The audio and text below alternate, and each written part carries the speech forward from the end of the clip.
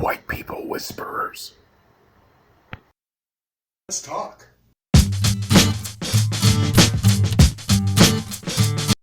Welcome to Let's Talk. I'm Dale. Today we're going to talk about Ben Shapiro's issue with Black Panther.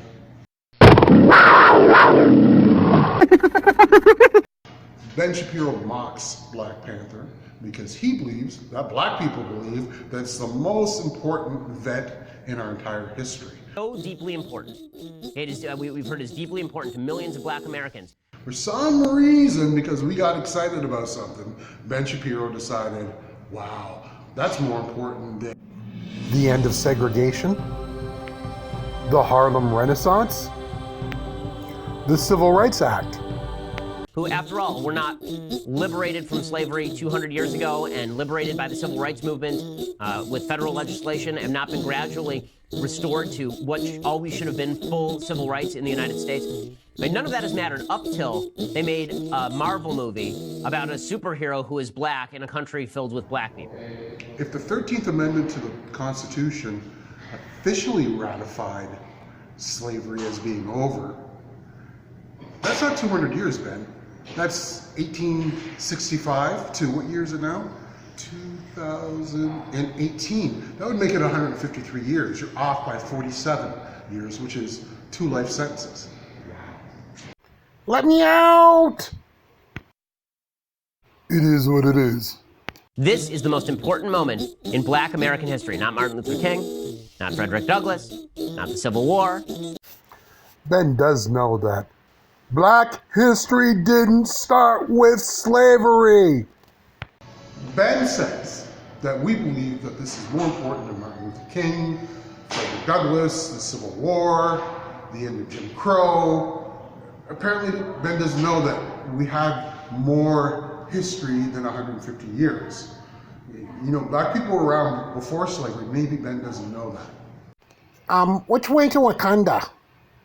Ben has reduced black history to the date of Frederick Douglass's birth, which is 1818, to Dr. Martin Luther King's death in 1968. Again, another 150 years. What's with this number 150, Ben?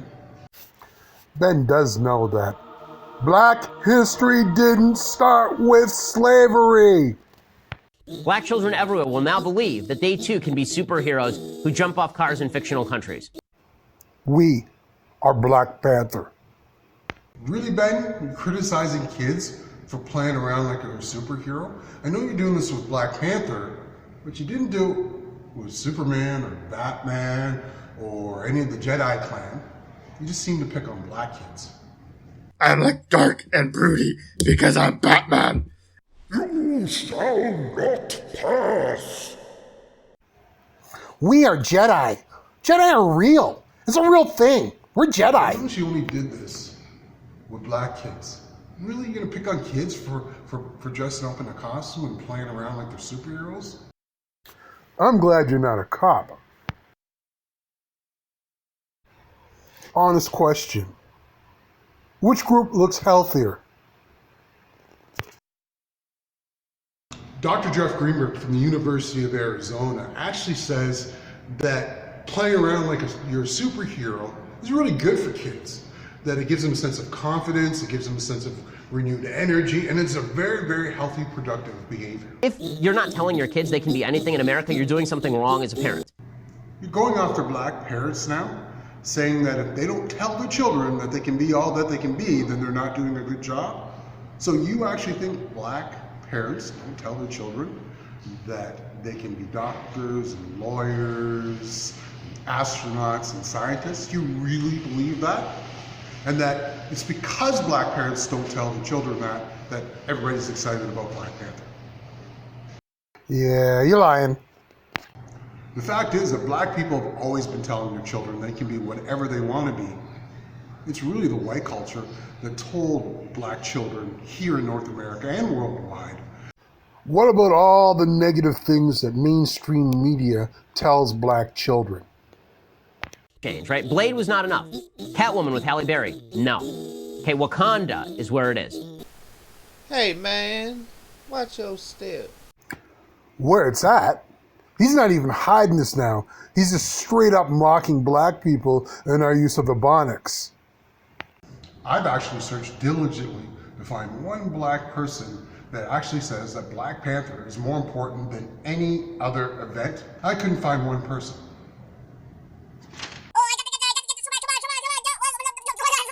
When you see corporations like H&M sending out videos and promotional ads that devalue black children, and why we're actually excited about positive representation of black lives. Smashed box office records, beating out Captain America Civil War on first-day ticket advances, and surpassing Batman vs. Superman, Dawn of Justice, to become Fandango's top-selling superhero movie in history. Great. Okay, that's fine. Ben, you're jealous!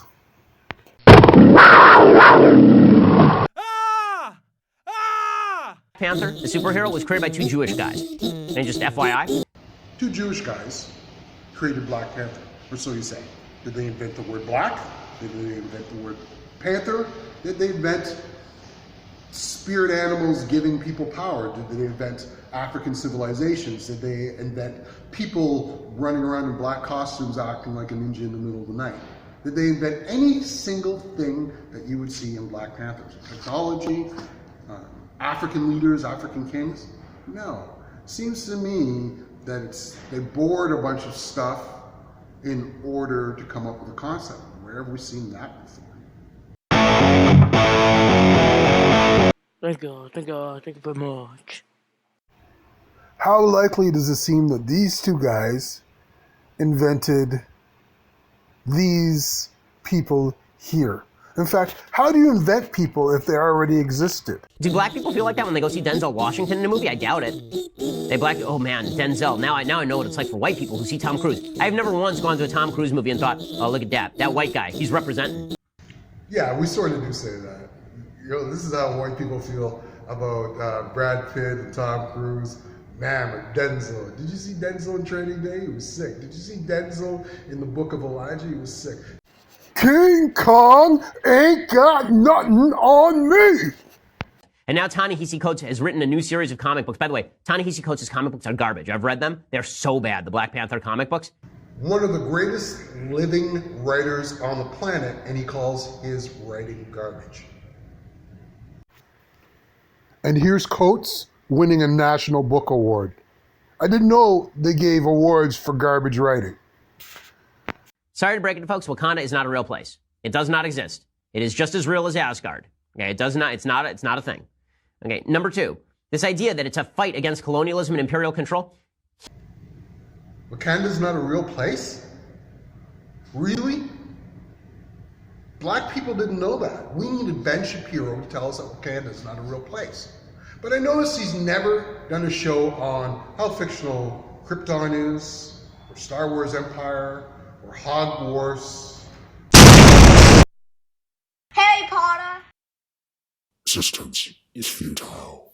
At the same time, we better rush out and tell all those white people that Starfleet's not real, that the Empire isn't real, the Jedi really don't exist. And this is being portrayed as reality. The problem that I have with this is that there is no utopia for white people, for black people, for any people. It doesn't exist anywhere. They've been able to guard from the influences of outside culture. And therefore, according to the movie, Wakanda is the most technologically advanced country on planet Earth. It is incredibly advanced. It is filled with beautiful, wonderful people who all treat each other wonderfully. It is utopia. It is just the greatest place that ever was.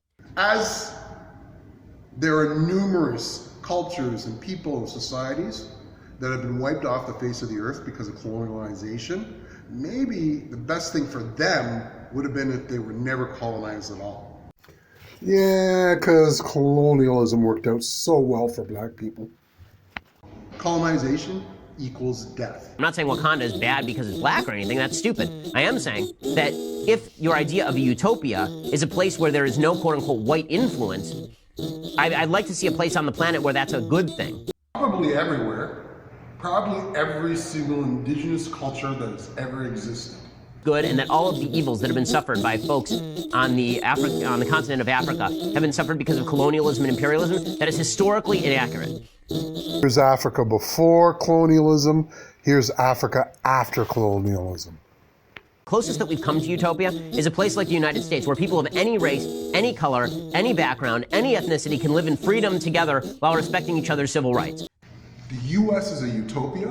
When the standards of living are published globally, the U.S. is nowhere near the top. It doesn't even crack the top 10. A utopia for who? Much of black people's history here in North America has been marked by either slavery, segregation, or now the period of time we're in, which is mass incarceration. That's the closest we've gotten to utopia. And trying to build an alternative fictional utopia and then suggesting that we wish that this were a model for a country on planet Earth is silly and counterproductive. Ben talking about a model now. Wait a second, Ben.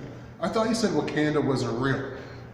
For something that's not real, you seem to be spending a lot of time on telling us this isn't a good model. I smell fear, Ben. I smell fear. So what seems to be Ben Shapiro's big problem with the movie? Is it the Panther part? Is it the superhero part? Is it the costume? Is it the country? Is it the people? Is it the model? He doesn't appreciate black culture, black history, black achievement, black people themselves. He doesn't care about us. All he's doing is taking a megaphone and speaking to the people who don't believe that Black Lives Matter, that Black lives have value, or anything that we do is important. That's what this is about. I'm not sure if Ben believes these things, but he's got an audience of people in which he derives his income from that does. This has been Let's Talk with me, Bale. The White People Whisperers.